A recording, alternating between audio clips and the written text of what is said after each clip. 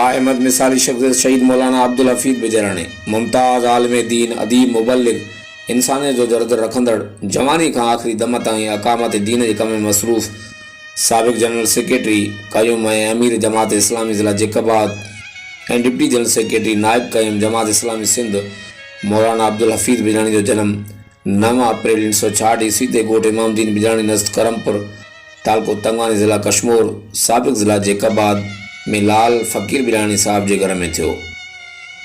मौलाना अब्दुल हफीज़ बिजराणी नंढी उम्र में वालिद साहब की शफ़क़त का महरूम थी वियो हो। उनकी इब्तिदाई दीनी तालीम ऐं तरबियत संदस भाउ मौलाना अब्दुल सुभान बिजराणी की सरपरस्ती में रही।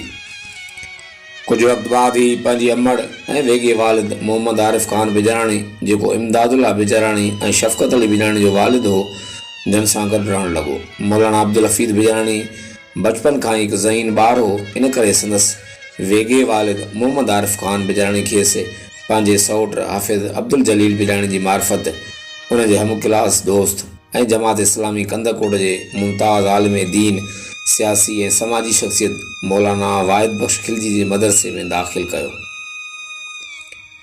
मौलाना अब्दुल हफीज़ बिजराणी कंदकोट में मौलाना वाहिद बख्श खिलजी की निगरानी में एक तरफ दीनी तालीम हासिल करे रहो हो तो बे तरफ प्राइमरी का एम.ए. इस्लामी कल्चर ताईं तालीम भी हासिल कई। दौरान तालीम ई जमियत उलमाए अरबिया इस्लामी जमियत उलमाए कंदकोट जो सरगर्म कारकुन भी रहो।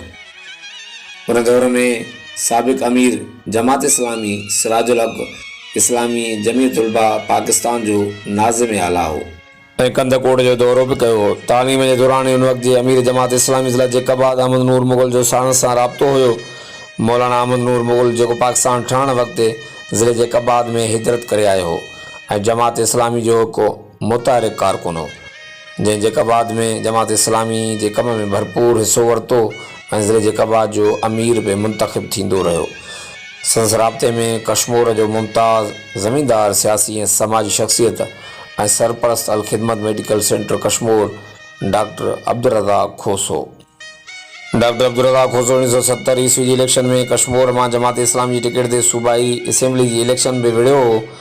मुमताज़ आलिम दीन मौलाना अब्दुल्ला खोसो पुण हितां जमात इस्लामी की टिकट से कौमी असेंबली की इलेक्शन विड़ी चुको हो।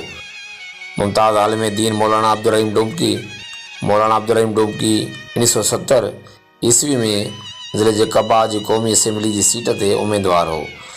मौलाना अहमद नूर मुग़ल जा मुमताज़ आलिम दीन मौलाना वाहिद बख्श खिलजी ऐं ज़िले के मुख्तलिफ़ सियासी समाजी शख्सियतुनि सां बेहतर ताल्लुकात हुआ, जेके जमात इस्लामी के करीब हुआ। ज़िले कश्मीर कायम थियण खां अॻु कश्मीर कंदकोट ऐं तंगवानी तालुका ज़िले जैकबाद जा हिस्सा हुआ। मौलाना अहमद नूर मुग़ल जैकबाद शहर का कश्मीर ताईं जमात इस्लामी के इदारनि के कायम करण में वॾो किरदार अदा कयो हो। संदस दीनी अवामी ऐं तारीख़ी खिदमतूं हमेशा याद रखियूं वेंदियूं। शहीद मौलाना अब्दुल हफीज़ बिजराणी कंदकोट का दौरा हदीस लाइ जामिया अशरफिया सखर वियो। उतां फारिग थी जमात इस्लामी के ज्वाइन कयो, जिते संदस सलाहियतुनि के साम्हूं रखंदे अमीर जमात इस्लामी ज़िला जैकबाद मौलाना अहमद नूर मुग़ल उनके जनरल सेक्रेटरी क़यूम जमात इस्लामी ज़िला जैकबाद मुक़र्रर कयो। जॾहिं अहमद नूर मुग़ल उमर रसीदा थियो त अमारत का माज़रत कई।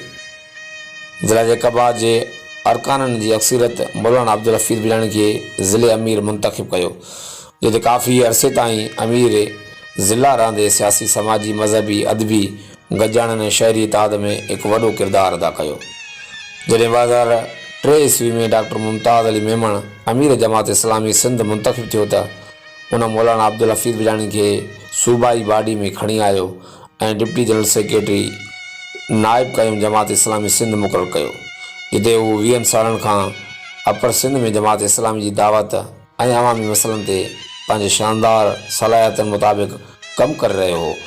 मौलाना अब्दुल हफीज़ बिजराणी जमात इस्लामी पाकिस्तान की मरकज़ी मजलिस शूरा ऐं मजलिस आमला जो मेंबर पिणु रहंदो आयो।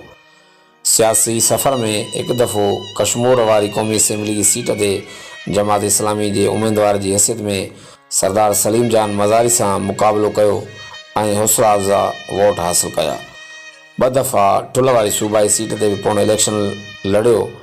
बावजूद इन इलाइक़े जी ग़रीब आवाम जे मसइलनि ते भरपूर आवाज़ उथारणु, जलसनि जलूसनि जी क़यादत करणु, आवाम जे ॾुखनि ऐं ख़ुशियुनि में शिरकत करणु, ॿोॾि, सैलाब, बारिशुनि, कोविड ऐं आबादकारी वग़ैरह में ग़रीब आवाम जो भरपूर मदद करण जी खेसि इलेक्शन में बहितर नतीजा हासिल कोन थिया, छो त हिते माण्हू हिन वक़्त ताईं पंहिंजे सरदारनि ऐं मीरनि वटि सलामी आहिनि। जमात इस्लामी जे प्लेटफॉर्म तां अपर सिंध जे ज़िला जेकाबाद, ज़िला कशमोर, ज़िला शिकारपुर ऐं बाक़ी ज़िलनि जियां दीनी ऐं दुनवी तालीम से जा मरकज़ भरपूर अवामी ख़िदमतनि में मसरूफ़ नज़र अचनि था, जंहिंजा ईंदड़ वक़्त में बहितर नतीजा मिलण जी उमेद नज़र अचे थी।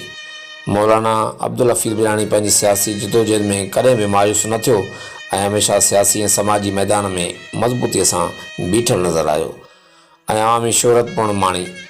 2010 ईस्वी ऐं 2022 जी फ्लड में अल ख़िदमत फाउंडेशन जमात इस्लामी जे तावन सां रिलीफ जो भरपूर कमु कयो। ख़ल्क़े ख़ुदा जी ख़िदमत खे पंहिंजो फ़र्ज़ सम्झी कयाईं। मौलाना अब्दुल हफ़ीज़ बिलाणी शागिर्दी ज़माने खां मार्च 2024 ताईं तक़रीबन 50 साल अकामत दीन जी जुदूद में मसरूफ़ रहियो। मौलाना अब्दुल हफ़ीज़ बिलाणी सिंधी ज़बान जो आला मुक़रर ऐं दर्स क़ुरान ॾियण में वॾो फ़न रखंदड़ हो। संदसि शहादत जो ख़ाल भरजण में काफ़ी वक़्तु लॻंदो। अपर सिंध जो अवाम संदसि कयल अवामी ख़िदमतनि खे घणो वक़्तु यादि रखंदो। शहीद मौलाना अब्दुल हफ़ीज़ बिलाणी जो 18 मार्च 2024 ईस्वी बमुताबिक़ 7 रमज़ान मुबारक 1445 हिजरी ते शाम जो 7 बजे पारको लॻ तालके खानपुर ज़िला शिकारपुर में 2 कारनि जी टक्कर में शहादत थी। मौलाना अब्दुल हफ़ीज़ बिलाणी खे 4 पुट 4 नियाणियुनि जी औलाद आहे। अल्लाह पाक संदसि दीनी, सियासी ऐं समाजी ख़िदमतनि खे क़बूल ऐं जन्नतुल फिरदौस में आला मक़ाम अता फ़रमाए। आमीन।